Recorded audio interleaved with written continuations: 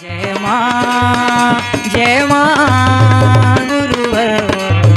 गुरुवर जय मां गुरुवर गुरुवर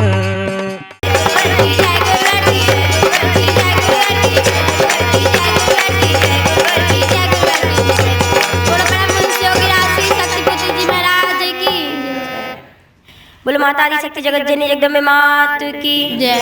बोलो परमेश्वर की राष्ट्रपति जी महाराज की जय।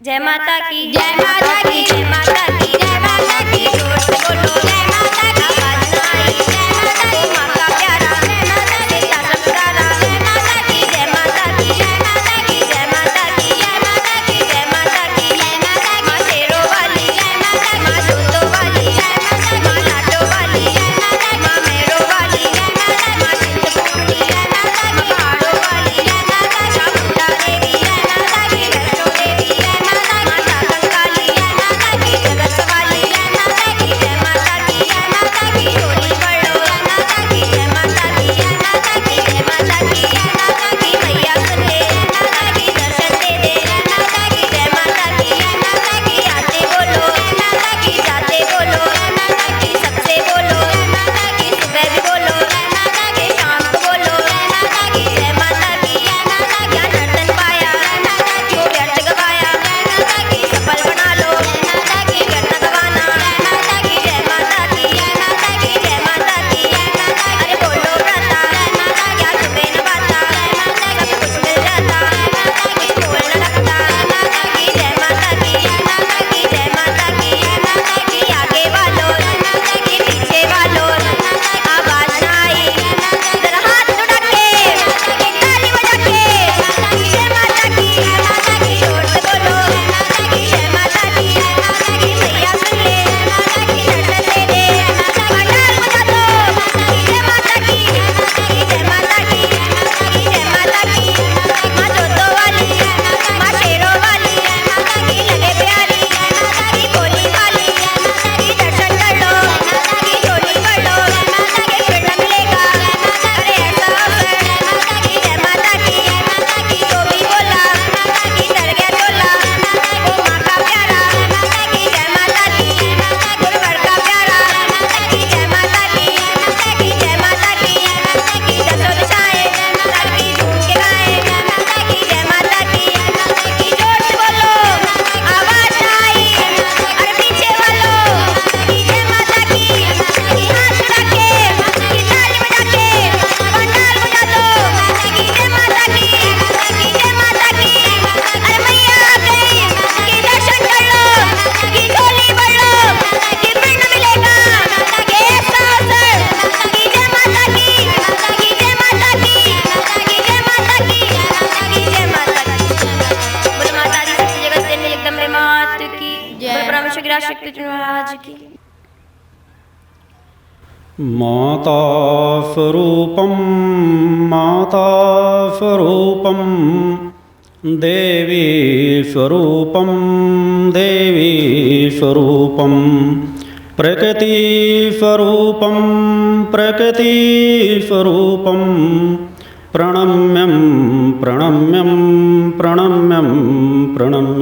बोल माता आदि शक्ति जननी जगदम्बे माते की।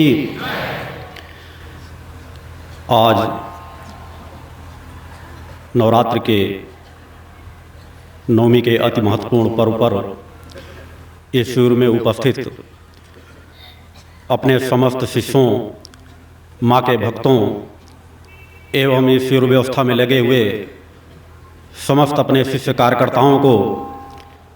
अपने हृदय में धारण करता हुआ माता आदि शक्ति जगत जननी जगदम्बा का पूर्ण आशीर्वाद प्राप्त करता हुआ अपना पूर्ण आशीर्वाद आप समस्त लोगों को समर्पित करता हूँ।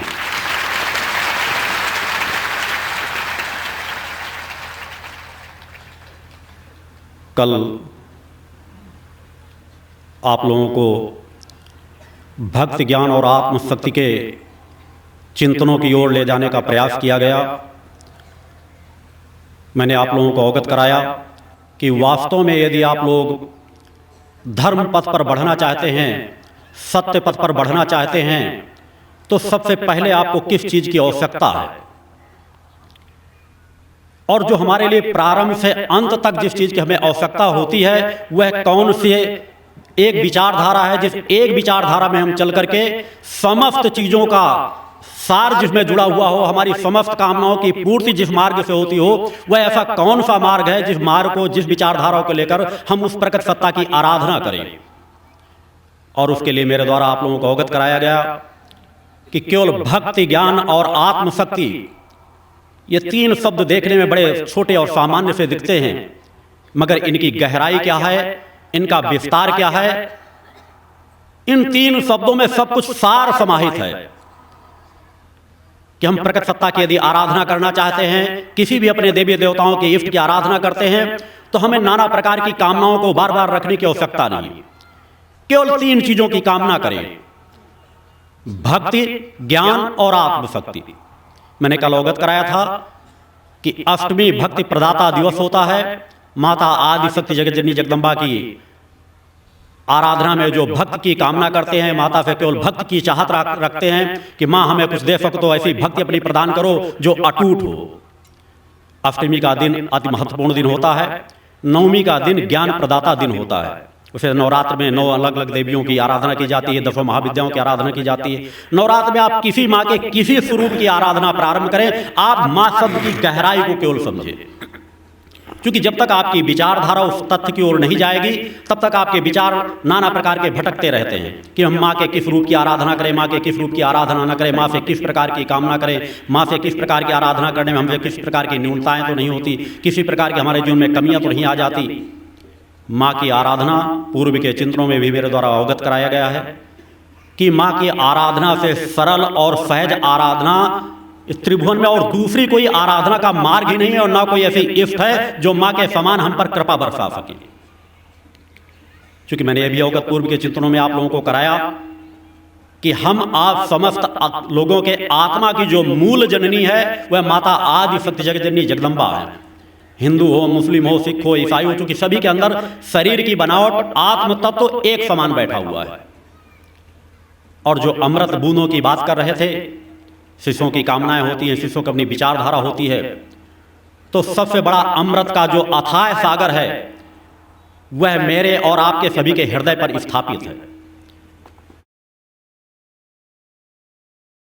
जिस आत्म तत्व की ओर मैं आप लोगों को ले जाना चाहता हूं, विगत वर्षों से लगातार मेरे जो चिंतन दिए गए, उन चिंतनों में बार बार उस क्षेत्र के संकेत हैं। आध्यात्म क्षेत्र पर बढ़ने के लिए जो विचारधारा आप लोगों को चाहिए, पिछले 10 वर्षों 11 वर्षों की उन चिंतनों में आप लोगों को समस्त विचारधाराएं आप लोगों को दी गई हैं। और मैंने कहा समय के साथ उसका धीरे धीरे विस्तार अवगत कराता चला जाऊंगा, क्योंकि समाज में साधक बनने की आवश्यकता है। क्योंकि सत्य पथ पर बढ़ने के लिए, धर्म पथ पर बढ़ने के लिए जब तक हम साधक नहीं बनेंगे, हमारे अंदर जब तक पात्रता आ ही नहीं सकती, क्योंकि कर्म का फल प्राप्त होता है। और कर्म में जब तक शरीर उपयोग नहीं होगा, हम केवल एक श्रोता बनकर के केवल कथाएं और कहानियां सुनते रहेंगे, हमारे अंदर एक भाव पक्ष जागृत होगा और भाव पक्ष बड़ी सरलता से नष्ट हो जाता है। मगर जो हमारी सुषुम्ना नाड़ी है, सतरज तम जो हैं, स्थूल सूक्ष्म और कारण शरीर की जो स्थिति है, उसको चेतनावान बनाने के लिए केवल एक पथ है, साधना पथ। जिस तरह यदि भोजन नाना प्रकार का बाहर पड़ा हुआ हो, हम भोजन के बारे में बहुत कुछ ज्ञान जानते हो, सुनते हो कि हम गेहूं को इस तरह आटा बना लेंगे, पूड़ियाँ बेल लेंगे, इस तरह पूड़ियाँ खाएंगे तो हमारे शरीर को तृप्ति हो जाएगी, चना हमारे लिए इस तरह पौष्टिक करता, हरी सब्जी हमारे लिए इस तरह पौष्टिकता प्रदान करती है। नाना प्रकार का ज्ञान क्यों ही लिए बैठे ना हो, नाना प्रकार की थाली हमारे सामने क्यों ही ना सजी हुई पड़ी हुई, मगर हमें तृप्ति तभी मिलेगी जब वह भोजन हम मुख के माध्यम से अपने शरीर के अंदर ले जाएंगे। जिस तरह अन्न का एक दाना आपके शरीर में जाता है, आपको तृप्ति देता है, स्थूल को तृप्ति देता है और खून में परिवर्तित होकर एक लंबे अंतराल तक आपके साथ कार्य करता रहता है, उसी तरह एक पल भी यदि आप सात्विकता से गुजारते हैं, एक मंत्र का भी यदि आप उच्चारण करते हैं, क्योंकि इन मंत्रों की रचना केवल देखने के लिए नहीं की गई, मंत्रों की रचना केवल सामान्य अवस्था में इष्ट को प्रसन्न करने के लिए नहीं की गई। इन मंत्रों के पीछे ऋषियों मुनियों की हजारों हजारों वर्ष की तपस्या साधना जुड़ी हुई है। इन मंत्रों में शब्दों का चयन ही इस प्रकार से किया गया है कि इनके मानसिक उच्चारण करने मात्र से हमारी चेतना तरंगें जागृत होती हैं, हमारी सुषुम्ना नाड़ी चैतन्य होती है। क्योंकि सुषुम्ना नाड़ी हमारे जीवन का सार है। प्राणवायु हमारी सुषुम्ना नाड़ी से ही सक्रिय रूप से सभी पूरे शरीर के समस्त कोशिकाओं में संचालित होती है। जिस तरह हमें बाह्य क्रम से ऑक्सीजन की आवश्यकता होती है, उससे कई गुना ज्यादा हमें प्राणवायु की आवश्यकता होती है। हम ऑक्सीजन के फलस्वरूप जीवन नहीं जी रहे, हम प्राणवायु के फलस्वरूप जीवन जी रहे हैं। अन्यथा जब प्राणवायु हमारी समाप्त हो जाती है तो ऑक्सीजन की व्यवस्था डॉक्टर नाना प्रकार से पूरे शरीर में आपकी ऑक्सीजन क्यों न चलाते रहे, आपका जीवन समाप्त हो जाता है। ऑक्सीजन घूमती रहेगी मगर जीवन आपका बेकार हो जाता है। जब तक आपकी प्राणवायु आपके शरीर में समस्त कोशिकाओं में सक्रिय रूप से कार्य करती रहती है, तब तक आपके शरीर की चेतना बनी रहती है। ये आपके ऊपर है कि आपके शरीर की जो असंख्य कोशिकाएं हैं, उन कोशिकाओं को कितना आप चैतन्य बना पाते हैं। कल जो मैं चिंतन दे रहा था कि चैतन्य कुंडली चेतना हमारी जितनी चैतन्य होती जाती है, उतने हमारे विषय विकार स्वाभाविक दूर होते चले जाते हैं। क्योंकि प्राणवायु हमारी जिन जिन कोशिकाओं को स्पर्श करती जाती है, जिन जिन कोशिकाओं को पूर्ण चैतन्य बनाती चली जाती है, उतनी हमारे शरीर में आरोग्यता स्वाभाविक रूप से आती चली जाती है, चैतन्यता स्वाभाविक रूप से आती चली जाएगी, विषय विकार स्वाभाविक रूप से दूर होते चले जाएंगे। और उनके लिए मार्ग जो तय करना है, मैंने वही बताया था कि भक्ति ज्ञान और आत्मशक्ति के अलावा दूसरा कोई मार्ग नहीं है कि हम उस प्रकट सत्ता से भक्ति की कामना करें, ज्ञान की कामना करें और आत्मशक्ति प्राप्त करने का हमारा एक भाव होना चाहिए। तीनों के बारे में संक्षिप्त चिंतन में पूर्व में दे चुका हूं। आज ज्ञान की बात कर रहा हूं कि आपको माँ शक्ति आदि शक्ति जगज्जननी जगदम्बा से जिस तरह भक्ति की कामना करना चाहिए, उसी तरह माता आदि शक्ति जगज्जननी जगदम्बा से वह ज्ञान प्राप्त करने की ललक होना चाहिए कि माता आदि शक्ति जगज्जननी जगदम्बा यदि हमें कुछ दे सको तो भक्ति दो, वह ज्ञान दो जो ज्ञान हमारी आत्मा और आप परम सत्ता के बीच के संबंधों को जोड़ सके, हमारी अज्ञानता को दूर कर सके। क्योंकि जिस तरह अंधकार है, जब तक वह प्रकाश की किरण, जो मैंने कल चिंतन दिया था कि हजारों वर्ष से अंधकार की कोठरी, बंद कोठरी में अगर अंधकार बैठा हुआ है, एक सुराख करते ही प्रकाश की किरण जाती है, अंधकार दूर भग जाता है। और हमारे जीवन का अंधकार तभी दूर भग सकेगा, हमारे जीवन के कष्ट तभी दूर भग सकेंगे जब हम उस प्रकट सत्ता से तार जोड़ सकेंगे। आप कहेंगे क्या प्रकट सत्ता तो कण-कण में मौजूद है, क्या प्रकट सत्ता से तार जुड़े हुए नहीं? प्रकट सत्ता से तार सभी के जुड़े हुए हैं, मगर तार का यदि कनेक्शन हटा हुआ हो, तार पर यदि काली खा जाए तो कई बार करंट प्रवाहित होना बंद हो जाता है। उस प्रकट सत्ता से संबंध, उस प्रकट सत्ता से चेतना तरंगे हमें प्राप्त करने के लिए, या प्रकट सत्ता ने जो हमें आत्मा रूपी अंश हमारे शरीर में बैठा रखा है, उसकी चेतना तरंगों को प्रभावक रूप से हमको उपयोग करने के लिए हमारे पास, जब तक हम सुषुम्ना नाड़ी को चैतन्य और प्रभावक नहीं बनाएंगे, तब तक हम चेतना तरंगे ना जो हमको माने पहले दे रखा है ना हम उसको उपयोग कर सकते हैं, ना उस प्रकट सत्ता से और आशीर्वाद प्राप्त करने के अधिकारी बन सकते हैं। हम अनेकों मंदिरों में जाएं, गिड़गिड़ाएं, हाथ जोड़े, प्रार्थना करते रहें, उससे हमें कुछ लाभ नहीं प्राप्त होता। क्षणिक हमारी भाव पक्ष जाती है, आंशिक हमको हमारे भावों का लाभ मिल पाता है, क्योंकि आंशिक फल ही केवल प्राप्त होता है। पूर्णत्व फल प्राप्त करने के लिए हमको अपने पूर्णत्व चेतना को चेतन बनाने के लिए सतत एक हमारे अंदर ललक होना चाहिए, उस ज्ञान को हासिल करने की एक तड़प होना चाहिए। और उसी के लिए मैंने वो एक क्रम बताया है जो नित्य पूर्व में मेरे द्वारा एक संक्षिप्त चिंतन दिया गया था ओम और मां के विषय में, कि जिसका प्रारंभ में आवश्यक है, आम व्यक्ति के लिए भी आवश्यक है, जो ग्रामीण जीवन जी रहा है, अनपढ़ है, कुछ ज्यादा बात बोल नहीं पाता, धर्म ग्रंथों के बारे में कोई जानकारी नहीं है, किसी अपने आत्मा या परमात्मा के बारे में भी अधिक कोई जानकारी नहीं, उसके लिए भी मां और ओम कितने आवश्यक हैं, जितने आवश्यक उसके लिए है, उतने एक चैतन्य योगी के लिए, जिसने अपनी पूर्ण चेतनता को जागृत कर लिया है, उसके लिए भी यह दो शब्द उसी तरह सहायक है। और इन दो शब्दों को जीवन के अंतिम सांस तक माध्यम बना करके रखता है। एक ऐसी साधना जो सबके लिए नितांत आवश्यक है, न यह साधना हिंदू की है, न मुस्लिम की है, न सिख की, न ईसाई की, यह मानव की साधना है। आत्म चेतना तरंगों को चैतन्य बनाने की, हमारे मानव जो मानव शरीर हमारे अंदर है, जो मानव शरीर हमको मिला हुआ है, इस मानव शरीर को उस परम सत्ता से एकाकार करने के लिए, या मानव शरीर को पूर्णत्व मानव के स्वरूप में ले जाने के लिए, वो जो एक बहुमूल्य धरोहर प्रकट सत्ता ने, जो मैंने कहा मूल शब्द मां, प्रकट का मूल शब्द मां है और द्वितीय शब्द ओम है। इन ओम और मां का चूंकि गहराई से न किसी ने शोधन किया, क्योंकि जब तक हम शोधन नहीं करते, या जब तक हम किसी मंत्र को केवल पढ़ लेने मात्र से हम मंत्र के ज्ञाता नहीं बन जाते, किसी मंत्र की जब गहराई या उस मंत्र की इष्ट से जब तक हमारा एकाकार न हो, तब तक उस मंत्र की शक्ति का हम एहसास नहीं कर सकते कि मंत्र की वास्तविक शक्ति क्या है। जिस तरह मां बोल देने मात्र से मां और पुत्र के संबंध नहीं जुड़ जाते, मां शब्द की गहराई क्या है,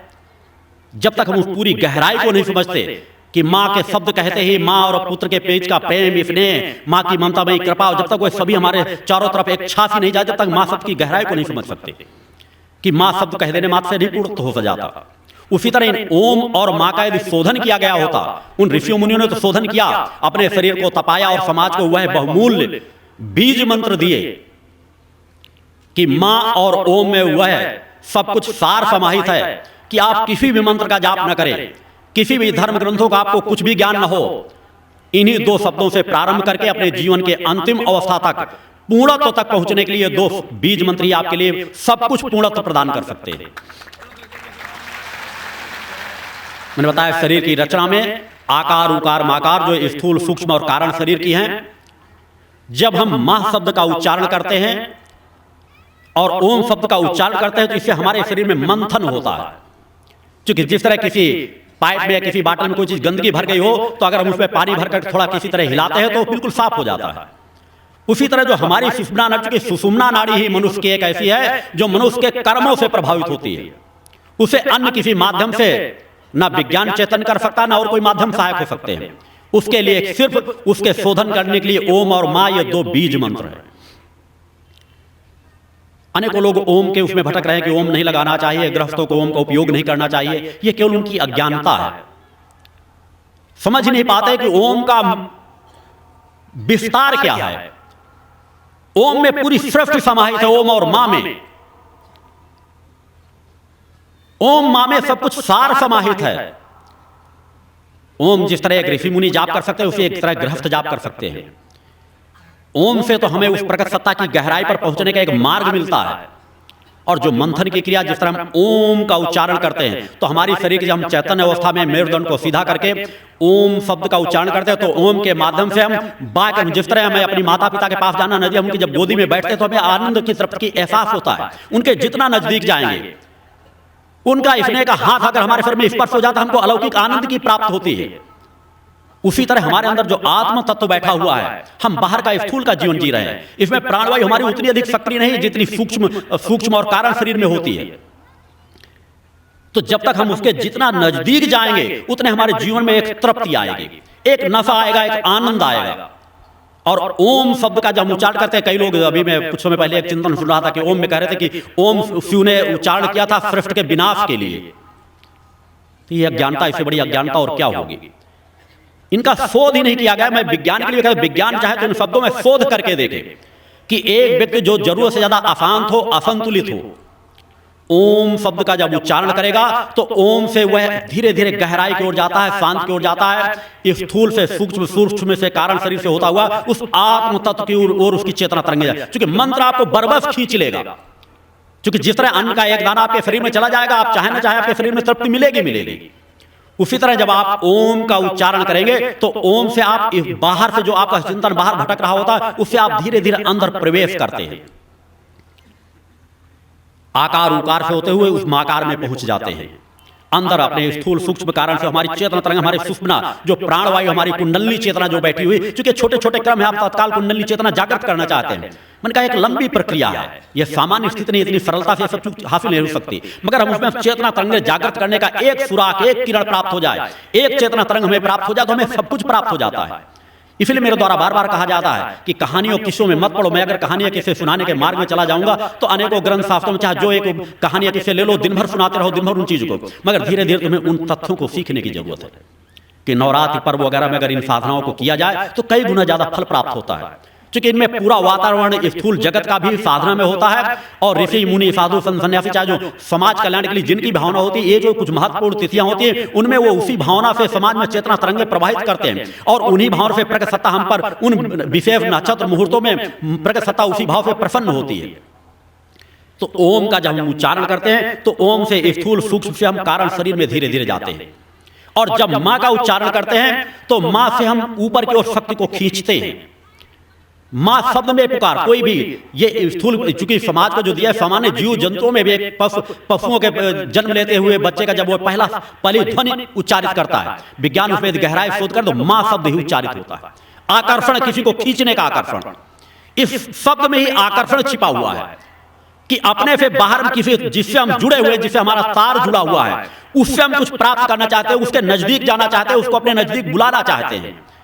और जब माँ शब्द का, इसलिए जब माँ का उच्चारण करते हैं तो हम बरबस कुछ कर सके या न कर सके, माँ शब्द उच्चारण से हमारे अंदर का जो चेतना तत्व बैठा हुआ है वो सुषुम्ना नाड़ी की चेतना तरंगे धीरे धीरे चेतन होकर के ऊपर की ओर हमारी प्राणवायु हमारे शरीर में धीरे धीरे करके हमारी कोशिकाओं में फैलने लगती है।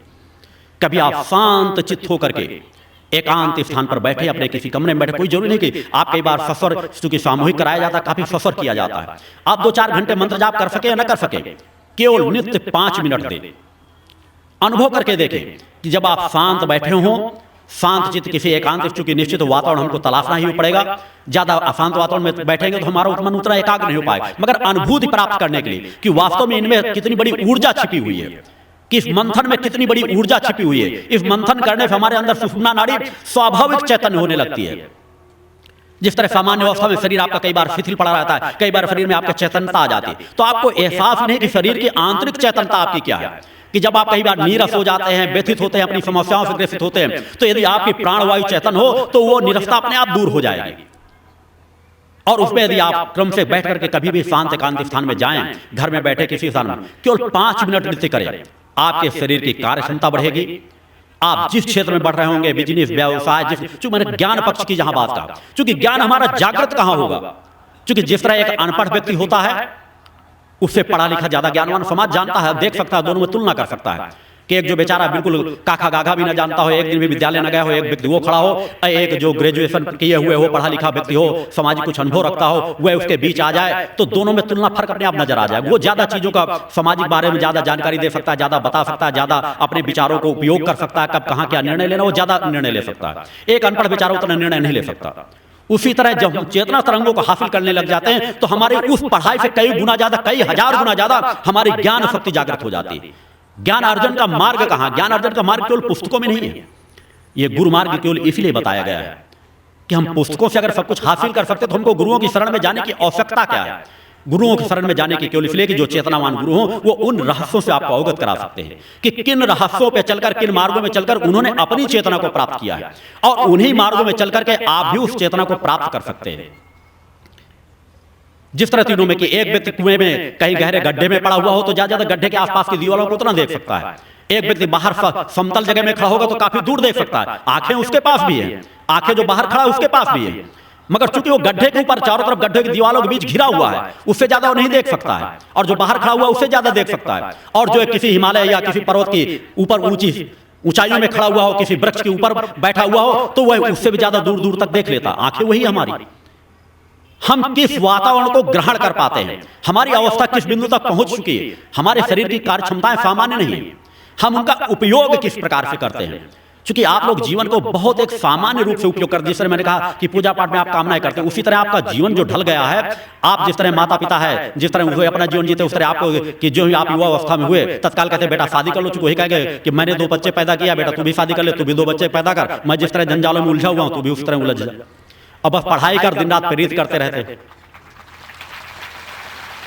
क्योंकि सत्य के ज्ञान से समाज कोसों दूर चला गया है। नहीं, हमें ये व्यथित होने की जरूरत नहीं। आज जिस जो उम्र को आप ग्रहण किए बैठे, आपके अंदर एक अलौकिक तरफ की चैतन्यता होती है, यदि बचपन से वो दिशा मिल रही होती। क्योंकि एक दिशा केवल स्थूल शरीर की तृप्ति के लिए, रोटी कपड़े और मकान के लिए पूरी क्षमता को झोंक दिया जाता है। छोटे छोटे बच्चों में इतना बोझ, बस पढ़ाई है जीवन का तुम्हारा सार है। कई बच्चे जब सफल नहीं हो पाते तो कई बार मानसिक असंतुलन के शिकार हो जाते हैं। माता पिता उनके ऊपर बस बेटा पढ़ना है, 8 घंटे मेहनत करना, 10 घंटे मेहनत करना, 25 घंटे बस दिन भर तुमको पढ़ाई करते रहना, क्योंकि वो पढ़ाई की सारी की ओर बड़ा बस लक्ष्य है कि नौकरी मिल जाएगी। और नौकरी आज कितने लोगों को मिलती है आप लोगों को अवगत है, क्योंकि जो सामाजिक व्यवस्था है आप भी जानते हैं, मैं भी जानता हूं। मगर इनमें हम किस सार की ओर बढ़ें कि इन विषम परिस्थितियों में भी हम शांति चेतनता प्राप्त कर सकें, और ज्ञान अगर किसी के पास भी है तो वह ज्ञान से कम इतना कोई भी व्यक्ति अगर आंशिक, मैंने बार बार कहा कि और चेतना तत्व को प्राप्त किए हुए बैठा हुआ व्यक्ति है तो कभी भूखों नहीं मर सकता, वह असमर्थता का जीवन नहीं जी सकता। मेरे द्वारा जो कहा जाता है कि अगर मुझे राजस्थान के रेगिस्तानों में बैठा दिया जाए, कहीं भी बैठा दिया जाए, तो मैं जिस तरह का चाहूं उस तरह का जीवन जी सकता हूं। चैतन्य अवस्था के जो मैं कल एक चिंतन दे रहा था कि बीमारी को किस तरह शरीर में लिया जा सकता है, किस तरह शरीर में लेकर के 1 घंटे पहले शरीर की स्थिति क्या थी और 1 घंटे में क्या हो सकता है। क्योंकि चमत्कार की बात है, स्वाभाविक गुण है, स्वाभाविक चैतन्यता है। क्योंकि चेतना तत्व पे वो सब कुछ, जिस तरह सूर्य, अगर सूर्य के प्रकाश की किरणों का एक स्वाभाविक गुण होता है कि अगर लगातार सूर्य के प्रकाश की किरणें पानी पर भी पड़ती रहे, जहां पानी भरा भी हो तो पानी सूखता चला जाता है। आपके शरीर में ठंड लगी हो, आप धूप में बैठ जाएं तो सूर्य के प्रकाश की किरणों केवल सामने आपको जाना है, सूर्य के प्रकाश की किरणें आपकी ठंड को बरबस खींच लेंगी। यह स्वाभाविक जो गुण होता है, स्वाभाविक गुण इस शरीर के अंदर है कि सुषुम्ना नाड़ी आपकी जितनी चेतन होगी, आपको उतनी आरोग्यता की प्राप्त होगी, आप उतना ज्ञान आपके अंदर जागृत होता चला जाएगा। इसलिए अनेकों ऋषि मुनियों को आपने देखा होगा, उनके अंदर वो सामर्थ्य थी, जो अच्छे अच्छे इंजीनियर, डॉक्टर, वैज्ञानिकों के पास जो ज्ञान नहीं रहता तो ज्ञान उनके पास रहता था। आज जितने अणु परमाणु में ये सब कुछ बनाया जाता है, उससे ज्यादा हमारे ऋषि मुनियों के पास वो सब ज्ञान था। उन्होंने किस विद्यालय में वो ज्ञान अर्जित किया था? बाणों के मंत्र के माध्यम से बोलते, जितने बड़े आज विस्फोट नहीं होते उससे बड़े बड़े विस्फोट केवल बाणों के माध्यम से करा देते थे। शब्दों के आशीर्वाद में वो क्षमताएं थी, वो क्षमताएं सब आप लोगों के अंदर हैं, मगर वो दबी हुई पड़ी हैं, उनको केवल आप लोग उजागर नहीं कर पा रहे हैं। ऋषि मुनियों ने हमारे केवल उसको उजागर किया था, उसको जाना था, समझा था। तो जो मूल तत्व तो बैठा हुआ, जब तक आप उस पथ की ओर चलेंगे नहीं, आपकी वो विचारधारा नहीं चलेगी, तो आप चाहे जितना देवी की मूर्तियां रखते रहें, जयकारे लगाते रहें, चाहे तो एक विचार निश्चित है। आनंद के सभी मार्गों को, आंशिक जो मैंने बार बार कहा कि सभी मार्गों को अपना चलना चाहिए, योग मार्ग को भी अपना के चलना चाहिए, भक्ति के मार्ग को भी अपना चलना चाहिए, ज्ञान मार्ग को भी अपना, मगर सभी को समेटने के बाद जो हमारा मूल सार, जिसपे हमारा, जिस तरह मैंने कहा प्रकट सत्ता केवल एक है, अनेक नहीं हो सकता। हम सभी देवी देवताओं का आदर मान सम्मान करें, उनसे भी आशीर्वाद की कामना रखें, मगर हमारी इष्ट माता आदि शक्ति जननी जगदम्बा भगवती होनी चाहिए। हमें जो कुछ अंतिम लक्ष्य, जहां से जो कुछ प्राप्त करने की अधिक कामना होनी चाहिए, प्रकट सत्ता से होना चाहिए। संबंध जो जोड़ने की कामना होना चाहिए, प्रकट सत्ता से कामना होना चाहिए। उसी तरह हमें नाना प्रकार के लाभ किसी क्षेत्र से प्राप्त हो सकते हैं, मगर हमारा असली सुख, जो असली आनंद है, वो हमारे अपने अंदर छिपा बैठा हुआ है। वह अपने अंदर वह अमृत कुंड बैठा हुआ है कि जिस अमृत कुंड से हमारी सुषुम्ना नाड़ी का प्रवाह जागृत हो गया, तो अमृत कुंड हमारी कोशिकाओं में अपने आप फैलता चला जाता है और हमको तृप्ति देगा, उसके बाद हमारे आसपास के वातावरण में तृप्ति देता चला जाता है। जिस तरह एक कोई भी गुलाब का फूल सुगंध खिल जाए, पूरी तरह से खिल चुका हो, तो वह अपने आप उसकी सुगंध चारों तरफ फैलने लगती है। प्रकृति का स्वाभाविक गुण है, हर चीजों का स्वाभाविक गुण है। दुर्गंध रूपी कोई फूल खिलेगा तो दुर्गंध फैलाना शुरू कर देगा, सुगंधित कोई फूल खिलेगा, सुगंध फैलाना शुरू कर देगा। मिट्टी में जो अपना गुण होगा वह फैलाना अपने आप में शुरू कर देगा। अब वही मानव में आप देखिए, जो सद्गुणों से परिपूर्ण होगा वह किसी क्षेत्र में जाता है तो सद्गुणों के चिंतन देता है, विचार देता है। एक आपराधिक प्रवृत्ति का, गुंडे प्रवृत्ति का व्यक्ति अगर किसी क्षेत्र से चला जाएगा तो चारों तरफ अशांति, भय, ऐसा वातावरण बनाता हुआ चला जाता है। वो बगल में जाते हुए व्यक्ति को भी ठोकर मारता हुआ निकलेगा। जगह भी होगी तो वहां पर नहीं चलेगा, अकड़ करके चलेगा। तो स्वाभाविक गुण आपके अंदर, जब स्वाभाविक गुण का, आपको कुछ करने की जरूरत नहीं। जो मूल सार है, बड़ी सरल से सरल क्रियाएं हैं कि स्थायी, जो मैंने कल कहा था कि भक्ति के स्थायित्व को प्राप्त करें। क्योंकि आप भक्ति जिसे कह देते हैं, मैंने कल चिंतन दिया था, वो भक्ति नहीं है। भक्ति वह अटूट होने चाहिए जिस दिन आप ये संकल्प ले लें कि जीवन की अंतिम सांस तक भक्ति में कोई विकल्प नहीं आएगा, मेरे समर्पण में कोई कमी नहीं आएगी, मेरा सर्वस्व छिन जाए, मेरे परिजन मेरे सामने नष्ट हो जाए, उनके साथ दुर्घटना हो जाए, अपाहिज हो जाए, कुछ भी हो जाए, मगर मां की आराधना में कोई फर्क नहीं आएगा। जो आप लोग क्रम छोड़ देते हैं, नवरात्रि में कोई खत्म हो जाए तो नवरात्रि आप मनाना बंद कर देते हैं, गुरुवार के दिन कोई खत्म हो जाए तो गुरुवार का व्रत करना, अरे तो सौभाग्य की बात होती है कि गुरुवार के दिन कोई व्यक्ति खत्म होता तो उसको वही योग मिल गए। मेरे पिताजी गुरुवार को शरीर का त्याग किया तो मैं क्या गुरुवार को मानना बंद कर दूं? आप लोग वही न्यूनता कर जाते हैं जहां पर आपको न्यूनता, चूंकि छोटी छोटी बातें जब तक आप सीखेंगे नहीं, जब तक आपके अंदर संतुलन नहीं आएगा। कि कभी भी अगर शुभ मुहूर्तों में आपके साथ कोई घटना घटित हो जाए तो उसे अपना सौभाग्य माने। मृत्यु हो जाए तो ये माने कि निश्चित रूप से मृत्यु तो हमारी होनी थी, मगर अगर शुभ मुहूर्त में हुई है तो हमारा परिजन सौभाग्यशाली रहा कि ऐसे शुभ मुहूर्तों को उसने प्राप्त किया है, तो हम उन शुभ मुहूर्तों को और पकड़ कर चले। और दुर्घटना में यदि आप बच गए हैं तो निश्चित माने कि शुभ मुहूर्त आपके कहीं ना कहीं सहायक हुए हैं। बड़ी घटनाएं सामान्य बन करके निकल जाएंगी। आप उस तथ्य को आप समझ नहीं पाते। प्रकट सत्ता से उस रिश्ते को केवल लाभ कामनाओं से केवल जोड़ करके आप भटक जाते हैं। उन सार को समझ नहीं पाते कि प्रकट सत्ता ने कितना अलौकिक क्षमता हमारे अंदर भर रखी है और हमें वह गुरुओं के माध्यम से ज्ञान करा रखा है कि हम किस तरह का मार्ग अपनाएं, किस तरह से आचार विचार व्यवहारों में अपने परिवर्तन करें। क्योंकि तब तक आप व्यवहारिकता में परिवर्तन नहीं लाएंगे तो व्यवहार एक पक्ष है, क्योंकि हमको जो ज्ञान प्राप्त हो रहा है उससे हम उस तरह अपने जीवन में भी परिवर्तन लाएं। और यदि परिवर्तन न ला पा रहे हो, जिस तरह आप कहते हैं कि हम जब ध्यान में बैठते हैं मन हमारा असंतुलित होता है इधर उधर, तो स्वाभाविक, क्योंकि आपके अंदर जो भरा हुआ है स्वाभाविक गुण आएगा। उसके लिए जो एक रास्ता मेरे द्वारा बताया जा रहा है कि आपको कुछ करने की जरूरत नहीं है। 5 मिनट बैठना शुरू करें, एक बार ओम का, एक बार माँ का उच्चारण करें। जब आप ओम का उच्चारण करेंगे तो आपके अंदर केवल एक भाव हो कि ओम के माध्यम से हम बाहर के जो चेतना तरंगे हमारी फैली हुई है, बाहर जो हमारा मन मस्तिष्क फैला हुआ है, उसे हम शांत कर दो अपनी माँ के पास। अपनी चेतना तो जिसके बल पर हम जीवन जी रहे हैं, जिसके बल पर हम बोल रहे हैं, जिसके बल पर हम सांस ले रहे हैं, जिसके बल पर हम भौतिक जगत का जो भी सुख उपभोग कर रहे हैं, हम जिसके बल पर कर रहे हैं, हम उससे दूर हैं। उसके नजदीक जाने की, उसकी और कृपा प्राप्त करने के लिए उसमें समा जाने का भाव आपके अंदर एक वो भाव ले ले कि जिस तरह एक छोटा बच्चा, बोध शिशु, 1 साल का बच्चा, 6 महीने का शिशु माँ की गोदी को ओर दौड़ता है, माँ की गोदी में पा जाने से सब कुछ तृप्ति प्राप्त कर लेता है। या देवी सर्वभूतेषु शक्ति रूपेण संस्था नमस्तस्यै नमस्तस्यै नमस्तस्यै नमो नमः। युग वंदनीय धर्म सम्राट युग चेतना पुरुष सदगुरुदेव परमहंस योगी राज श्री शक्ति पुत्र जी महाराज के पावन श्री चरणों में नमन वंदन प्रणाम। तप योग ध्यान साधना की पावन स्थली धर्मधुरी पंच ज्योति शक्ति तीर्थ सिद्धाश्रम की स्थापना मध्य प्रदेश के शहडोल जिले की व्यवहारी तहसील में परम पूज्य गुरुवर श्री के द्वारा दिनांक 23/1/1997 को की गई है, जहां पर 15/4/1997 से श्री दुर्गा चालीसा अखंड पाठ मंदिर में अनवरत अनंत काल के लिए श्री दुर्गा चालीसा का पाठ जन जन के कल्याण हेतु चल रहा है। परम पूज्य गुरुवर श्री के द्वारा नित्य प्रति प्रातः एवं सायंकालीन वेला में माता भगवती आदि शक्ति जगत जननी दुर्गा जी सहित देवी देवताओं एवं सहायक शक्तियों की आरती संपन्न की जाती है। मूल ध्वज साधना मंदिर में भी नित्य प्रति होने वाली प्रातः एवं सायंकालीन वेला की आरती में भक्त उपस्थित होते हैं तथा मानसिक शारीरिक समस्याओं के निवारण के साथ ही सुख शांति समृद्धि का आशीर्वाद प्राप्त करते हैं।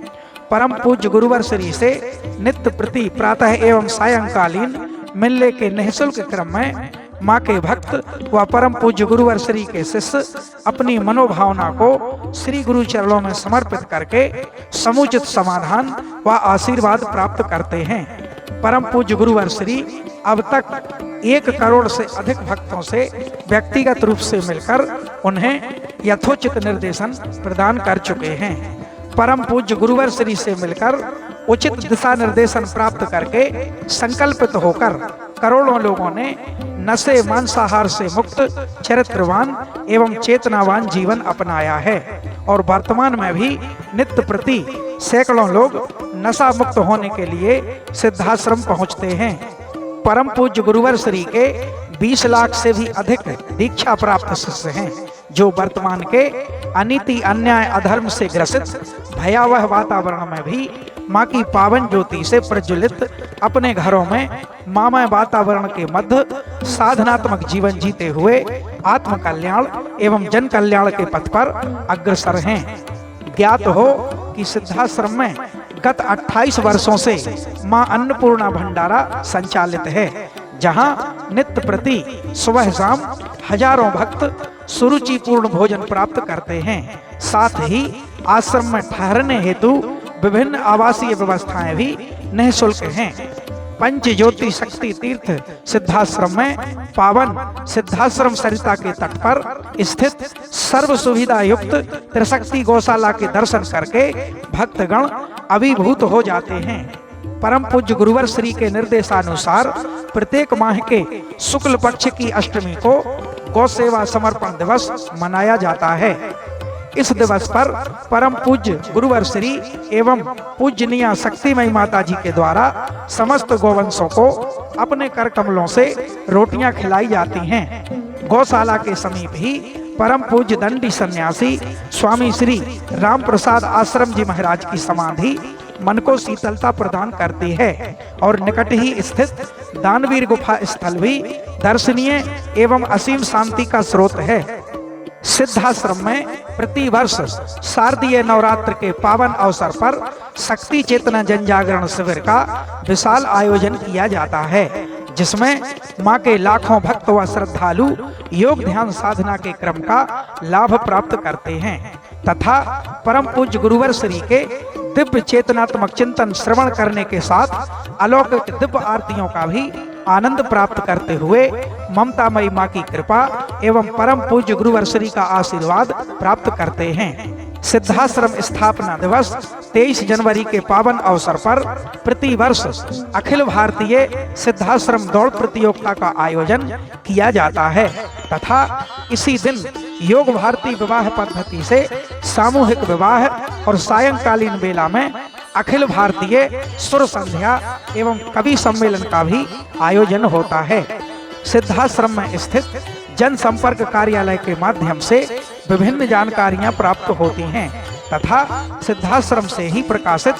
मासिक समसामयिक सिद्धाश्रम पत्रिका व राष्ट्रीय साप्ताहिक समाचार पत्र संकल्प शक्ति भी प्राप्त कर सकते हैं, जिनके माध्यम से परम पूज्य गुरुवर श्री की ऋषि वाणी महत्वपूर्ण समसामयिक लेख आदि का अध्ययन कर सकते हैं। जनसंपर्क कार्यालय से ही मां के प्रसाद स्वरूप निःशुल्क शक्ति जल का वितरण भी होता है। इसी दिव्य शक्ति जल के माध्यम से आज करोड़ों लोग नशा मुक्त होकर अपनी विभिन्न मानसिक शारीरिक व्याधियों से मुक्त हुए हैं और अपने जीवन में चेतनात्मक ऊर्जा को प्राप्त किया है।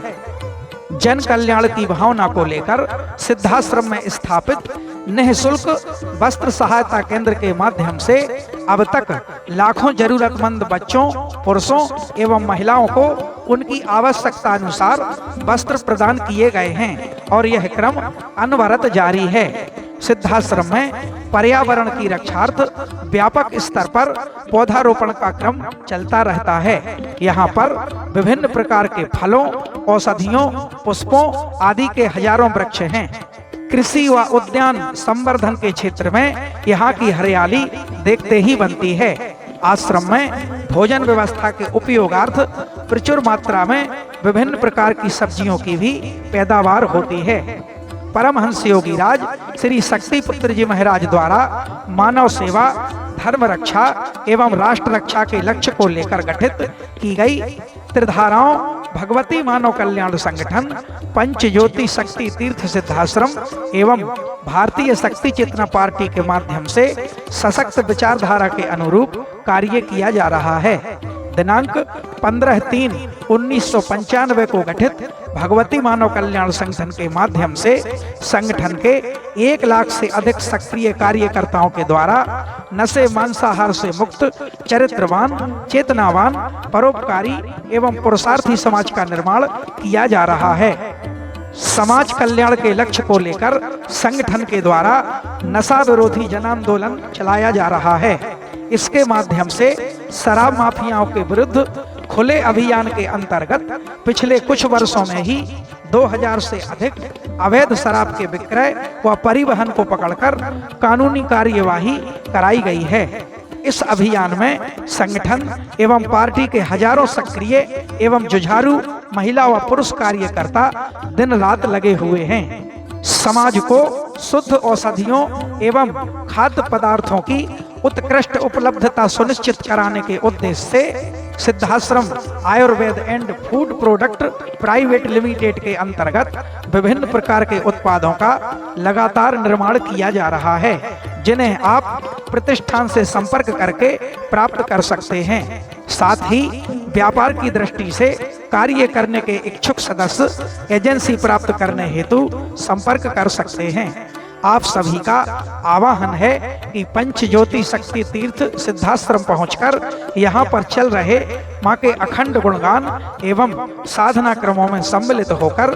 तथा ऋषिवर परम पूज्य सद्गुरुदेव श्री शक्ति पुत्र जी महाराज के पावन दर्शन प्राप्त करके स्वयं को सौभाग्यशाली बनाएं। साथ ही मानवता की सेवा, धर्म रक्षा एवं राष्ट्र रक्षा के लक्ष्यों में सहभागी बनने हेतु भगवती मानव कल्याण संगठन आप सभी का सादर आवाहन करता है। जय माता की, जय गुरुवर की। जय मां, जय मां, गुरुवर, गुरुवर, जय मां, जय मां, गुरुवर, गुरुवर।